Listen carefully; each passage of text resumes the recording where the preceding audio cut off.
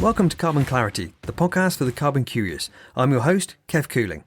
I've been a sustainability practitioner for about 20 years, and I started this podcast to share insights into the world of carbon, climate change and sustainability by speaking to a whole range of people, experts in their field. If you enjoy listening to the podcast, please like it, leave a review and share with anyone else you think might be interested. Okay, that's enough of that. Let's get into the chat. Welcome to episode 19 of Carbon Clarity, the podcast for the carbon curious. I'm your host, Kev Cooling, long in the tooth sustainability practitioner. And this evening, I am thrilled to be joined by Kit Gillibrand, Managing Director of Hermetica Black. Hi, Kit. How are you doing? Yeah, really well. Thanks very much. Yeah, great. Thanks for having me on. Excited to be here. Everybody, I laugh because everybody says that. Thanks for having me on. And I'm like, thank God somebody wants to come on. So, and Kit, big kudos because you are calling me live from the Langdale Valley. It's half term, so we're Valley. Up in the cold, and what after today is going to be the wet. So yeah, a small moment of opportunity. It is the Lake District in October, Kit. So yeah, you take your chances, don't you? It's true. But big kudos because one, for dialing in from your holiday, two, shout out for domestic holidays. Yeah. All right. So thank you for coming on, Kit. What would be great to do, and what I always ask guests to do to start with, is just, if you don't mind, give the listeners, I'm optimistically using the plural there, to get them to know you a little bit. Give us a 5-minute sort of potted history of your career so far, if that's okay. Yeah, for sure. So I am not doing what I thought I would be doing when I was 18, like probably most of us. Back then, I thought I was going to be a marine biologist. So that's what I studied at university. I thought I was going to work in academia and dive on coral reefs, and life was going to be one long sort of party of diving and peer-reviewed journal article, maybe. That doesn't sound like much of a party, does it? So things were going pretty well on that front. I ended up working for a conservation charity called Blue Ventures. Hat tip to them. They are a great organization and worth looking at. Okay. In the southwest of Madagascar, where I lived working with them for a year, doing loads of sort of maintaining of diving equipment and keeping stuff running, but also counting lots of fish and working out what fish were there, because it was so remote that nobody had really done that before. So you need to be there for a decent enough time and to see what comes and goes seasonally. And look, I had a great time. Came back, started writing this up, got a paper published, which was very exciting. And God, it was just the most boring thing in the world. I'd had enough of it already. That was me. That was the end of my academic career. As soon as you weren't in Madagascar, it didn't seem so glamorous. Well. No, exactly that. It was very much sort of, yeah. Oh, hang on. I'm just having a gin and tonic passed me, actually, which is quite civilized. My God, you live the high life. Yeah, fantastic. Do you know what? Counting fish has always struck me as one of those kind of really difficult things when you hear ornithologists say, we're just counting the geese on this stretch of wetland. Oh, how many have you got so far? 22,000. You think, my God, what a weekend that must have been. Anyway, sorry, carry on. This was very much like, is this kind of fish here, and basically trying to make a record of what was anywhere. Yeah. But it was just the process, the academic process, I found just incredibly dull and quite. At the end of this, fine, all knowledge is good knowledge, but nothing really changed, in the world of conservation. So I came back and thought, well, what am I going to do? My life plan has changed. I ended up doing a master's at Imperial, which was sort of, at the time, that was, a master's was the cost of entry into a career in sustainability. And then after that, all of the jobs I applied to basically said, well, look, loads about the environment and absolutely nothing about business. So I was like, that is a fair challenge, actually.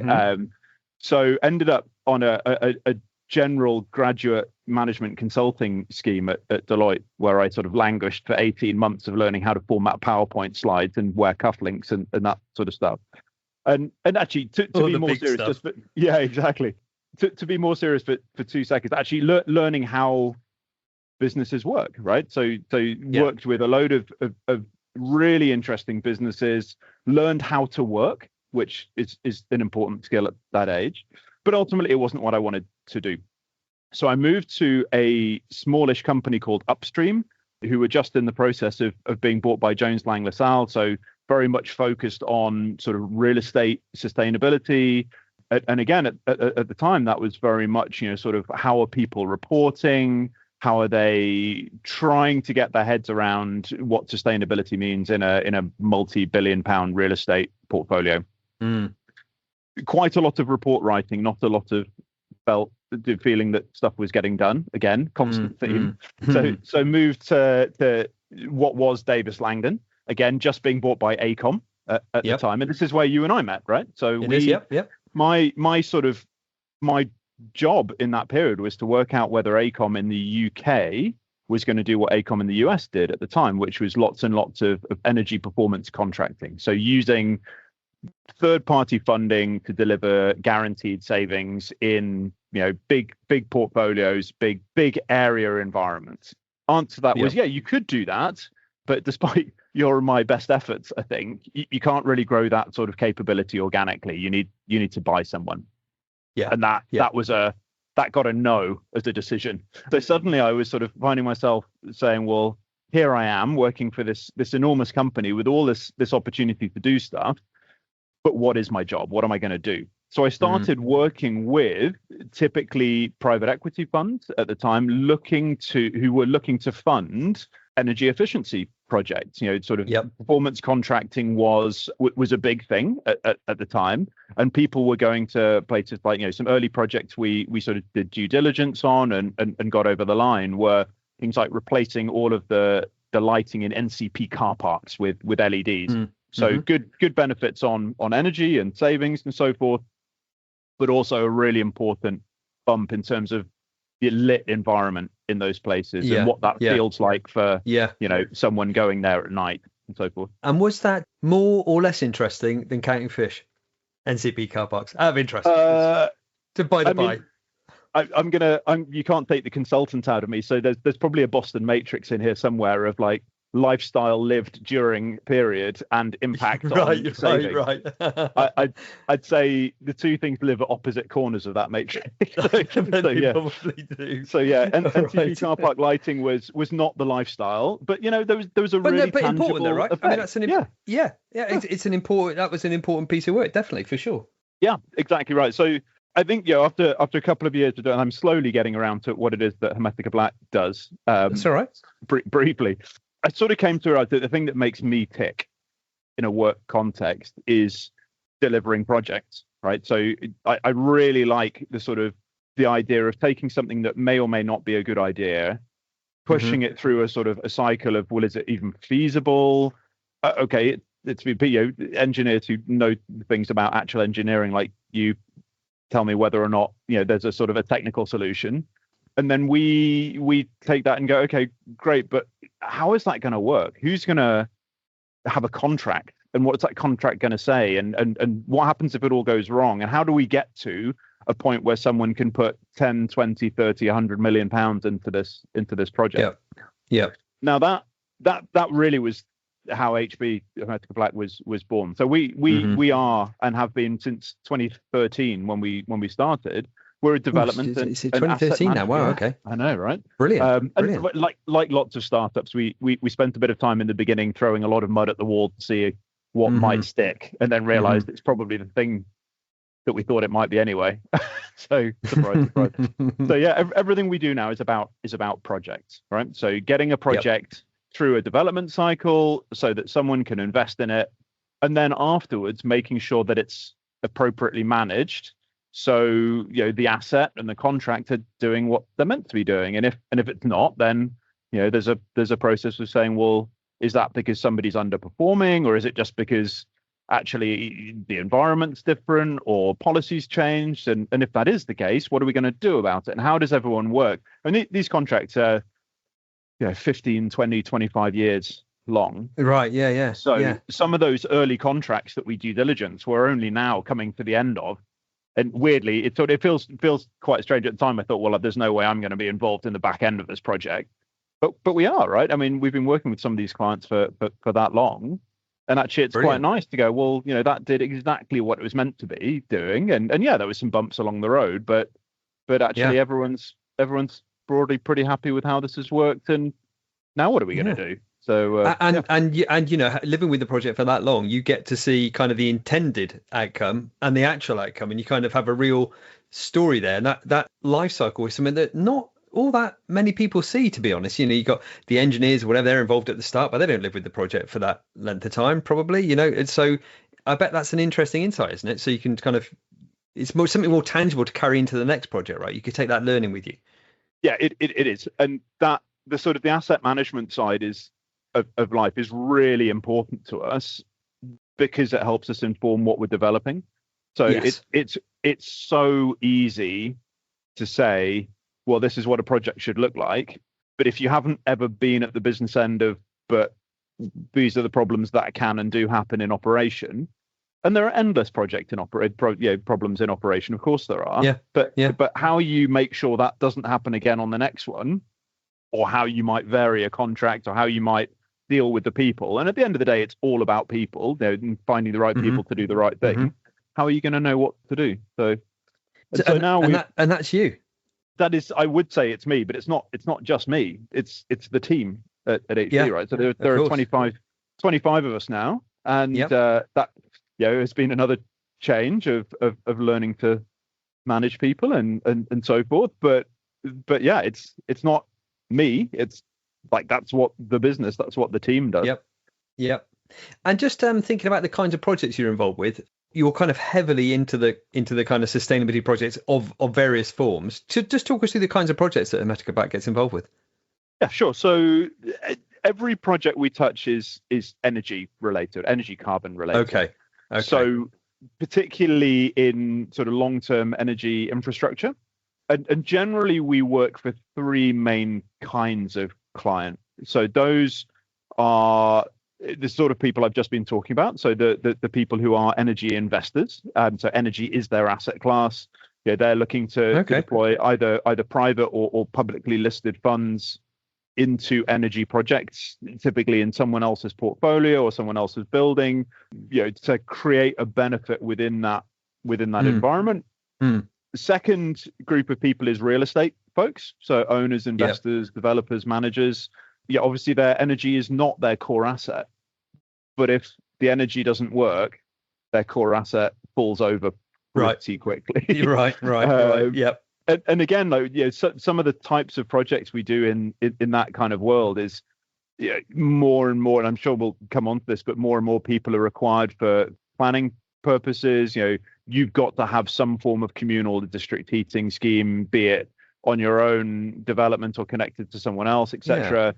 And there's a whole commercial approach to that, which is, a few years ago, you'd have had, one of the big sort of energy service companies, ESCOs, coming to you and say, well, look, we can take all that off you, and we'll give you a sort of some of the capital back on your development, and we'll run a concession for 20 years or whatever it is. Now, helping the real estate developer to understand what that looks like in terms of risk profile, what happens if the development slows down, how does it integrate with electricity on site, what does it mean in terms of land value, how does it integrate with your lease, all that sort of stuff is complex and arguably becoming more complex with sort of incoming regulation and so forth. So that's our sort of our second chunk of folks. The third is sort of people doing true district energy. So to date, that's been sort of quite a lot of public sector. So, councils looking to say, well, we would like to develop a heat network that decarbonizes our entire town. And increasingly that's involving sort of, we're right at the sort of the delivery end of DESNZ's advanced zoning program for pilots. So, we developed the commercial model that brought the South Westminster area network to market. Same with OPDC out in West London. We're helping Leeds and Bolton and a couple of others in Manchester, Stockport and Trafford.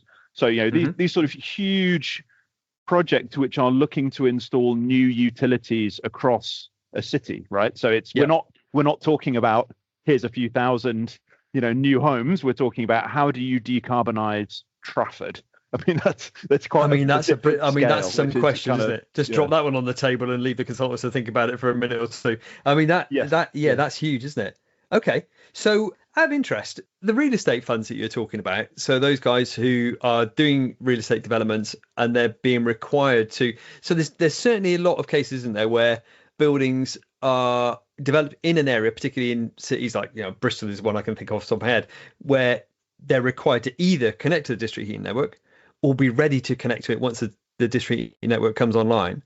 But it's interesting that you say there are examples of developments being required to develop networks, their own kind of internal networks. I haven't come across that. Yeah, so I think it really depends on what type of development you're creating. So to pick one of the projects we've worked on, Greystar, a huge build-to-rent developer, they have a scheme down in Greenford in West London that we started working on in 2018, I want to say. Okay.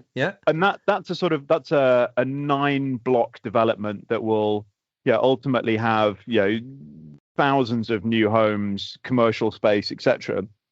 And because it's in different blocks, those blocks will come on at different times. They'll be built at different times. They'll be owned by different people, etc. Now, like anyone, they had to have an energy strategy for the whole development.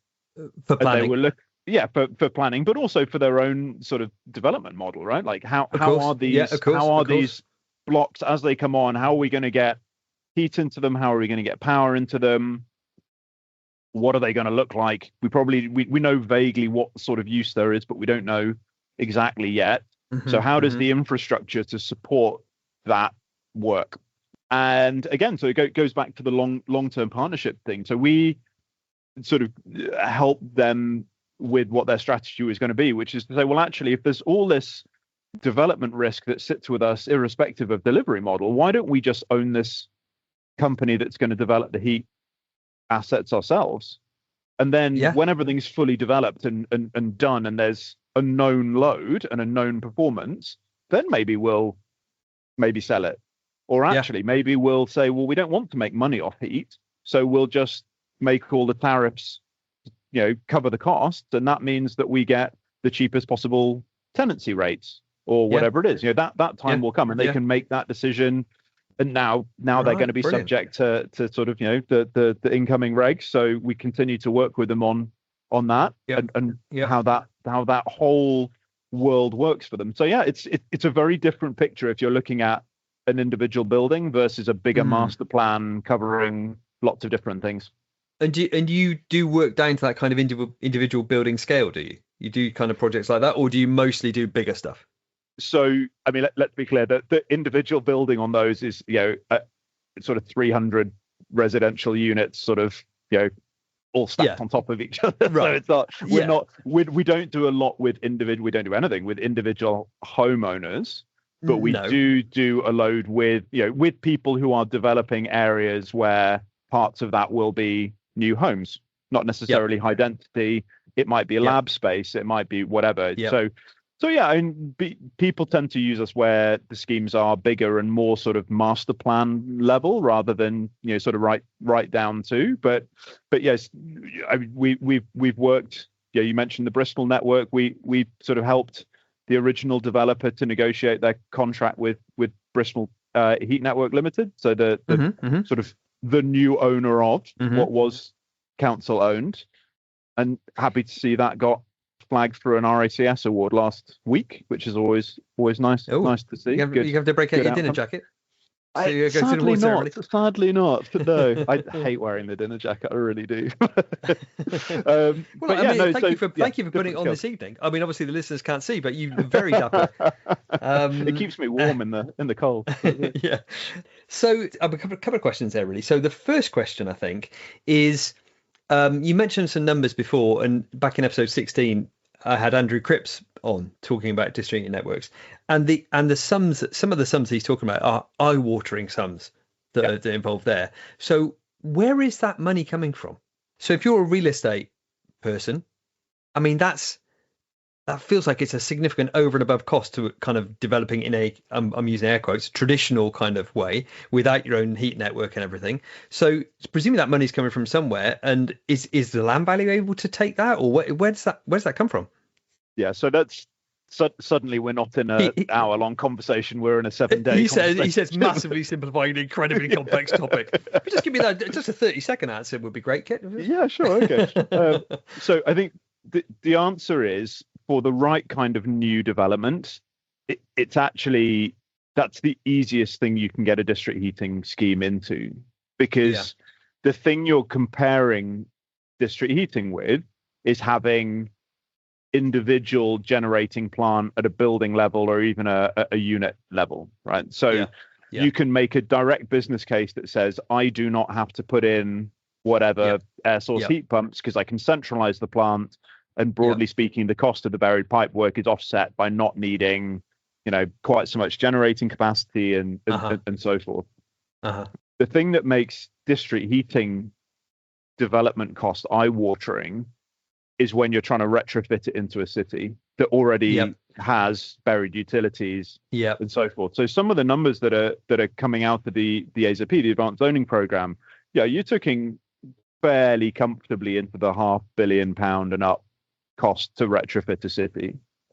And to answer your question, I think where does government hope that money is coming from is from the private sector primarily. So there's lots and lots of really good examples of where public entities have done a really good job of developing heat networks. So Leeds Pipes, for example, is a really standout example of this is where this is done really well, delivers low cost heating, it's very reliable, et cetera, but question whether, if you're looking at spreading that out across any big city, whether that's actually a council role, right? It's certainly not a council role to manage the electricity distribution network operator or water company. Maybe it should be for water, but we'll not go too far down that hole.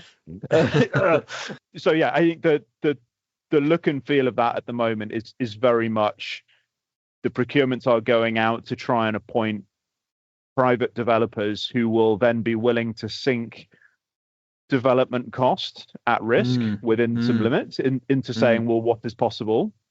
And then presumably well supported by the local authority, right? Like I say, in Bristol, requiring people to connect. So you kind of got again, in air quotes, kind of guaranteed client base, I presume.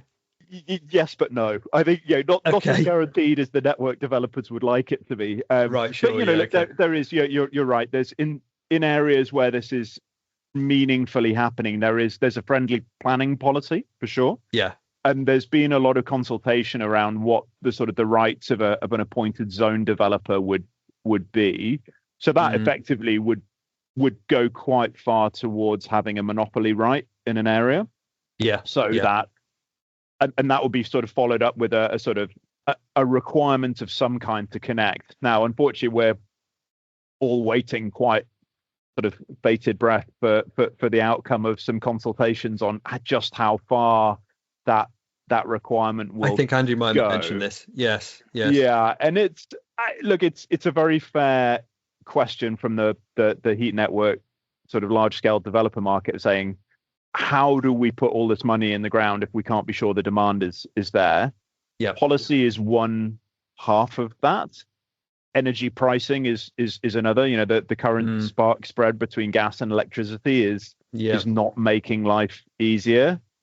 Yeah, these are big questions for the industry, I think. So when you're thinking about that business case, then to what extent is traditionally a business case is mostly about numbers, I suppose, but mostly about sort of money numbers. But what about sustainability? What about the carbon? How much of a role does that have in determining the viability of the business case? It's absolutely essential. So the way that particularly Treasury Green Book business cases have to be developed is that they account for carbon as a financial value, right? The sort of the social NPV is part of making that business case stack up.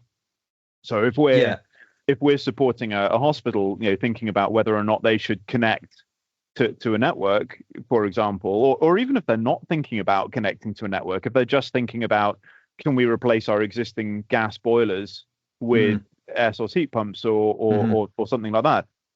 I mean, look, let's be really clear. At the moment, that is a financial nightmare for them. It is much more expensive. to run on air source, particularly than it is gas boilers, until you start valuing carbon properly and including it as the Green Book says. And then quite quickly you get to a position where you say, okay, this is economically the thing we should do. The question now becomes financially, and for those of your listeners who are deep in the sort of the business case world, those are two different things. It becomes, how do we afford this? Yeah.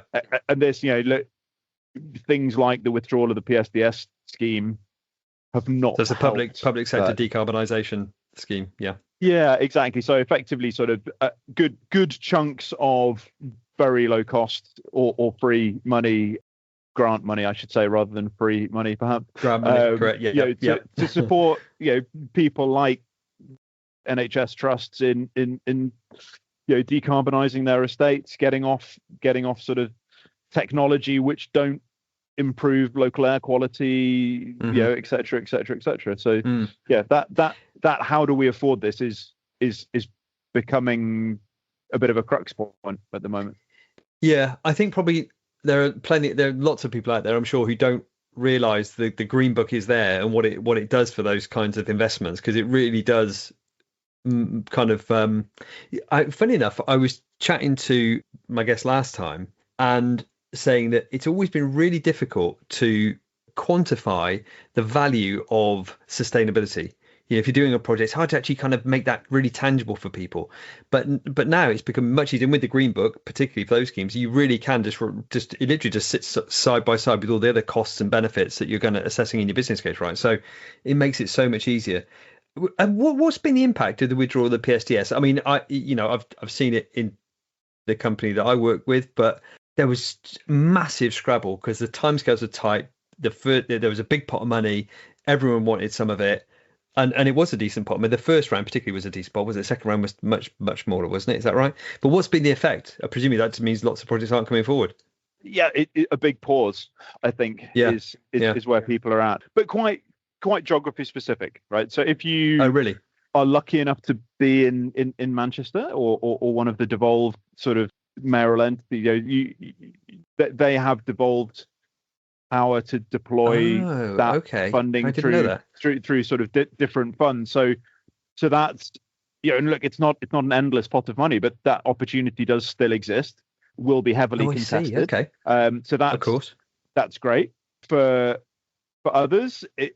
I think people have moved away from the, here's a big chunk of grant money. How else can we think about doing this? And I was talking to someone the other day who actually said, in all, I think the removal of the scheme is going to end up being a good thing, which kind of brought me up all standing. But because you're not just waiting for somebody else to hand you the money, you've actually got to think a bit more creatively. Is that it?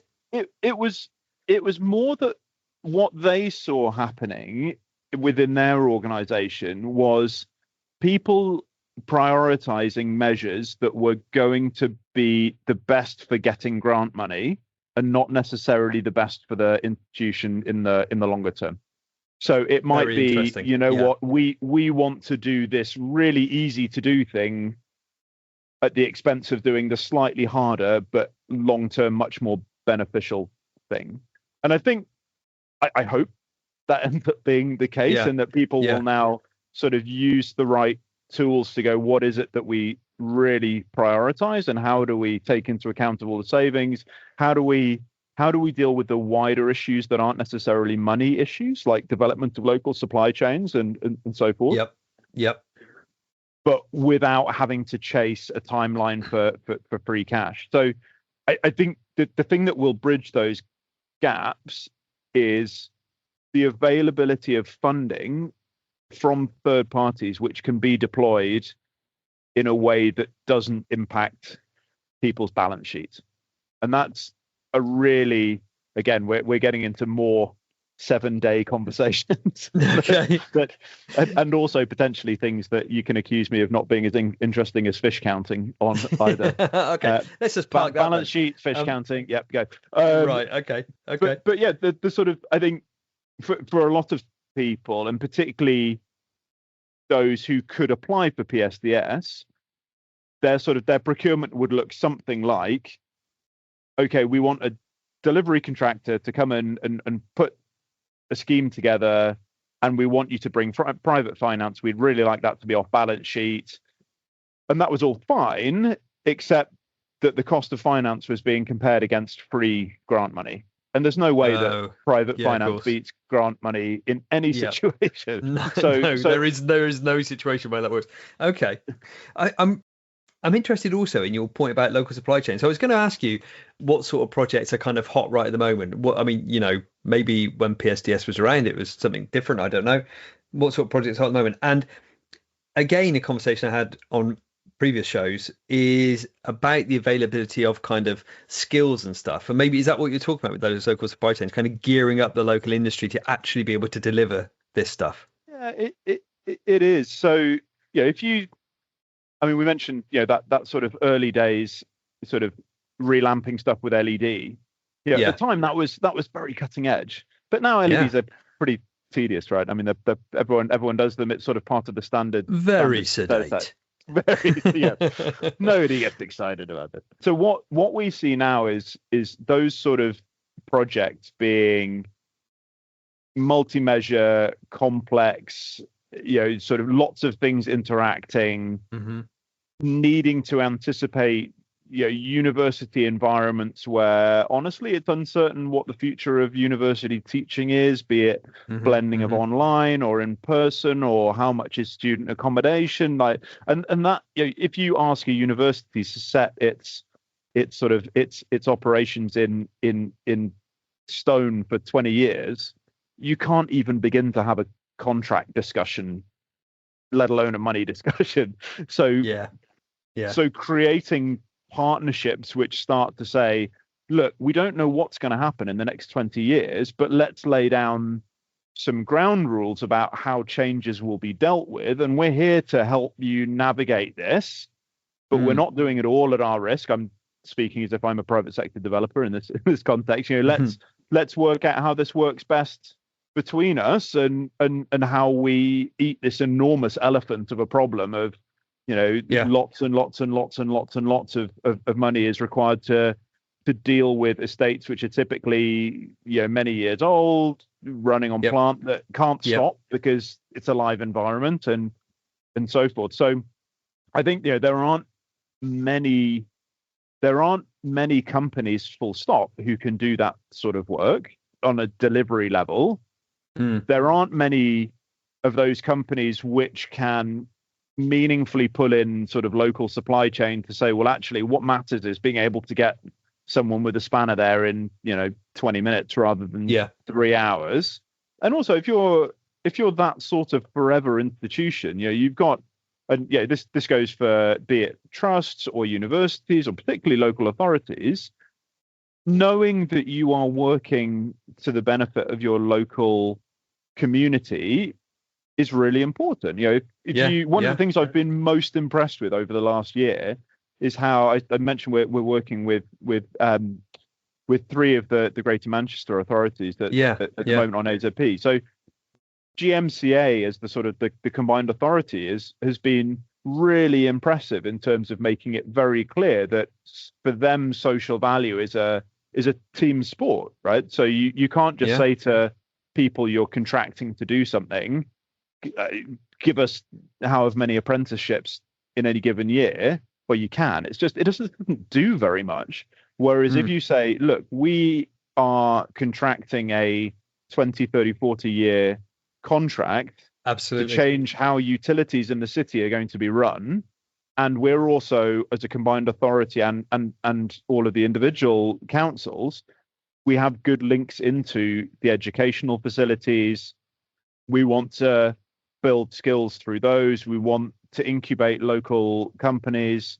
If there is a dearth of people who can install, manage, maintain air source heat pumps, for example, how do those cities become centers of excellence for those sort of skills? It's probably through having that work required there, and then they can look to export it elsewhere, right? That's how this stuff should work. And then this question of inward investment becomes just that, right? You're not saying, oh my goodness, how much is this costing to save some carbon? It's how much inward investment have we got into the city what's the economic boon that generates. And that, not to get into politics, but that's what makes carbon conversations survive changes of central government color, because it's about jobs and security of supply and inward investment and all of those things that they're just very hard to unpick if they're done properly. Yeah, it is that. I mean, that you can see that kind of approach gives local industry so much more certainty and so much more confidence to invest in those things, getting the skills in place, do all the other things that they need to do to kind of service that demand. I mean, that's kind of like, it's almost like a bit of a panacea, isn't it? It's the sort of thing that you kind of dream of as a sustainability consultant, that kind of brilliant, kind of holistic, connected system. Fantastic. It's great. And do you think the mayoral, the fact that it's a mayoral city, do you think that's why they're kind of so switched onto it? Look, I think in part it helps to have that sort of combined authority view, but again, I mentioned Leeds a second ago because we're working alongside of them. It's the same thing there. It comes down to the individuals. You find people who really care about things like this.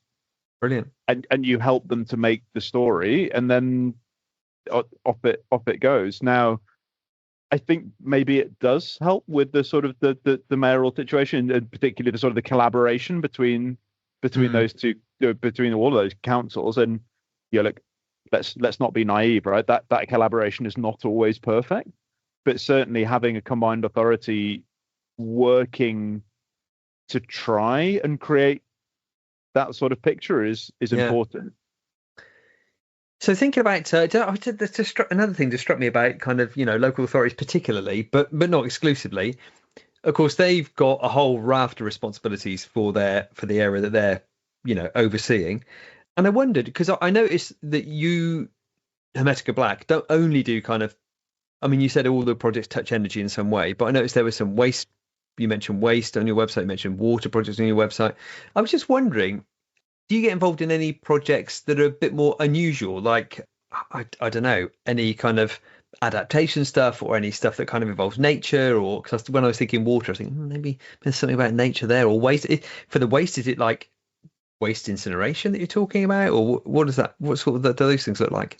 Maybe this is an indication that we should be updating the website quite heavily. Okay, but right, yeah. So no, is this one of those bits I need to edit out? Let's see where we go with it, and okay. You can make your own judgment. Go for it. So primarily, there is our interactions there are energy adjacent or energy related, right? So if we're talking about integrating, how do you get heat or private wire power out of energy from waste networks? But similarly, how does that work with a wastewater treatment plant, where actually if you take heat out of that at the right point, you're actually improving things for the utility by meaning their discharge to waterways that are much lower temperature, which then it does benefit things like local ecology, etc. I won't lie, most of that is our focus is on the energy side. That being said, we employ the kind of people, as you'd expect, who are interested in the wider gamut of sustainability. So of course. We've had sort of clients who we've persuaded, shall we say, to sort of support sort of beaver rewilding and other things like that. So it's just it's not the core focus. So fair enough. No, fair enough. And we kind of talked about policy a little bit there earlier. Have you felt any influence from the kind of global policy context? He says, edging his way around saying Trump. Have you felt any kind of impact of that? I think the biggest impact we see is in how some of the funds that we work for, how their valuation is impacted. So really? Okay. In a lot of the sort of the I mean, look, let's be clear about it. some people are backing away from Yeah. green measures. That's kind of what I was wondering. Others are not, right? So Brookfield Yeah. just announced absolutely enormous investment in renewable energy. So and there will be people who see beyond a political timeline. Are they going to dump everything? No, they're not. Are they going to be sort of there in the White House or other government house? Other color government buildings are available. Yeah, are they going to be there beating the door down saying, well, you should change direction? I don't think we should expect them to play that role. I think people just need to quietly getting on with what they think they're going to do. I think that's what's happening. Despite again chatting to Mark last week, despite that kind of political environment, people are like, well, okay, yeah, fine, but we've got this program in place. We know what we need to do. We've committed to these targets or whatever it might be, and they're just quietly getting on with it. I think that's right. I think if we go back to what we were talking about in terms of the policy around, sort of how is the zoning mandation or, the zoning sort of requirement to connect going to work? I think that is going to be a delay thing rather than a it goes away thing. Yeah. That's quite government policy focused. Has it changed people's opportunity or appetite to invest in those projects? Maybe. We're seeing a bunch of projects get to a certain stage and then say, let's just take a beat and see what happens in the next year, maybe. But then, by the same token, there are lots and lots of projects which, I mean, just aren't energy, or the sticking points aren't energy related. You look at every other day in the press, there's something about the housing crisis in the UK and the lack of new builds starting, and the numbers for London are absolutely ridiculous. Something like 2,000 new starts in the last year. But that is absolutely terrifying, and that's actually that's how we've started thinking about energy infrastructure. Is it's not the cost on development that it's always been seen as, right? It's a part of creating how your land is valued that should enable development rather than holding it back. And at that point, again, it sort of, your political views on carbon or not sort of don't really matter if what you're talking about is security of supply, long-term service to residents, etc. And those are the terms. Every so often, the sustainability industry, if there is such a thing, has to reinvent itself and get a little bit more serious, right? We're not talking about people giving things up anymore. We're talking about how does this enable people to live and it's work the and do their thing properly.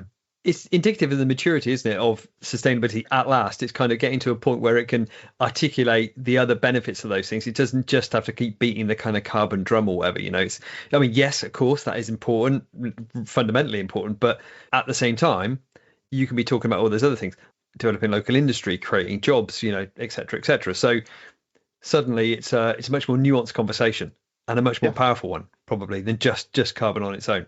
Yeah, it is, and there's a risk element to that, right? So if you're looking at developing, a large scheme now, and you're saying, well, hang on a second, it looks like carbon's not flavor of the month, so let's really double down on putting gas boilers in. The risk of that becoming a stranded asset is probably significant enough for you to just have a little bit of a moment to think about what you're about to do before you do it. At least, yeah, absolutely. So tell me then, let's maybe wrap up by asking you what's next at Hermetica Black. What's the next? What's the future hold, do you think? Yeah, good question. Really good question. So I think what I've described over the course of this is things become more complicated over time. And honestly, that's where a business like ours thrives. Right? We're not. Yeah. I'm going to sound very odd now, but we're not very excited about doing stuff that's sort of repetitive, commoditizable, that sort of side of thing. Where we work best is where things are complicated and move the needle in a way that hopefully benefit what's going on. So I think an immediate focus is going to be helping people to understand what connecting to infrastructure like heat networks looks like. But we've already started to work, as I said, on the sort of, what does infrastructure look like in master planning? What does a multimodal energy system for university campus that supports that university's change over time? What does that look like? How does data feed into that? How do we make the most of things like just the pure volume of data that comes out of these buildings now? How can AI help to make decisions on a scale and with a speed that you and I 20 years ago could not have imagined? That sort of, how do we answer the really big complex problems is sound horrendous, but it's that's kind of that's where we like to be. So I think that's what we'll continue to do. You always need somebody who's prepared to kind of take on the intellectual challenge of those kinds of complex projects. That there will always be somebody willing to do the simple job cheaper and quicker than the next company. So that is that kind of commoditized service is a space where neither you or I want to be existing. So it's brilliant to hear that you're up for it. Because it's good, like I say, so you get more and more counting fish, right? Right, exactly. Yeah, exactly. And on that note, a huge thank you to the ever youthful Kit Gillibrand. Please go get yourself another gin and tonic. Thank you so much for coming on, Kit. It's been really great. Great, thank you. Thanks for listening to Carbon Clarity. If you enjoyed the show, I'd really appreciate it if you hit the like button, share it with your network, and subscribe to make sure you never miss another episode. Catch you next time.